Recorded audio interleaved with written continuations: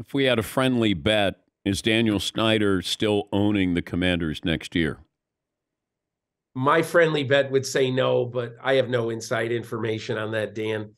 I can't believe that the league will continue to kowtow to Snyder and to allow, and look, you can say whatever you want about what's fair, what's unfair, but if I'm one of the 32 owners in the league and I read testimony before the Congress of the United States that Bruce Allen, who he can be Daniel Snyder's dread enemy right now, which he is, but there was a time when they were the closest, president and CEO, or I'm sorry, owner and CEO, president, whatever title Allen had. They were as close as any two people in the league.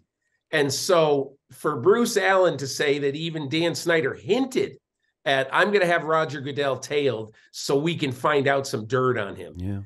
How do you have somebody like that in your league? How do you do that? And how does Roger Goodell continually just poo-poo this like it's no big deal? It's just, I just think the NFL has given Snyder way too long a leash. But it'd be precedent. And the commissioner never wants this to get to a vote. He probably would say to Daniel Snyder, look, I don't want this to get to a vote. You need to sell the team. Robert Sarver with the Phoenix Suns. Let's not put this to a vote. Let's just, you make a smart decision, quote unquote, sell the team, make your money, and then move on from here. Let's not make this worse. And this is why the commissioner makes $60 million a year. He's got to represent all of these owners, including the one that they may want out, but he still has to represent him as well. I get it, Dan. I really get it. I think the biggest issue, one of the biggest issues right now, is that there's so many new owners and people who've come in the last 10 years who basically, like the Denver Broncos owners now, the Walton Penner people, they're just sitting back and trying to figure out what this league is and trying to figure out the business of football and all that. And I get that.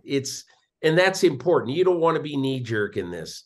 But at some point, you have to say, we just don't want to be in business with this guy anymore. And Dan, the other thing is, the NFL has spent so much time and energy dealing with a rogue owner.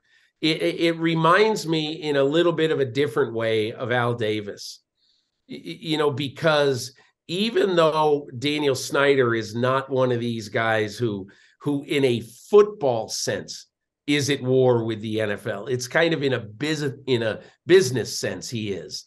Okay. And I don't even want to say at war. He has run a once proud franchise into the ground over the last quarter century. There's no arguing it.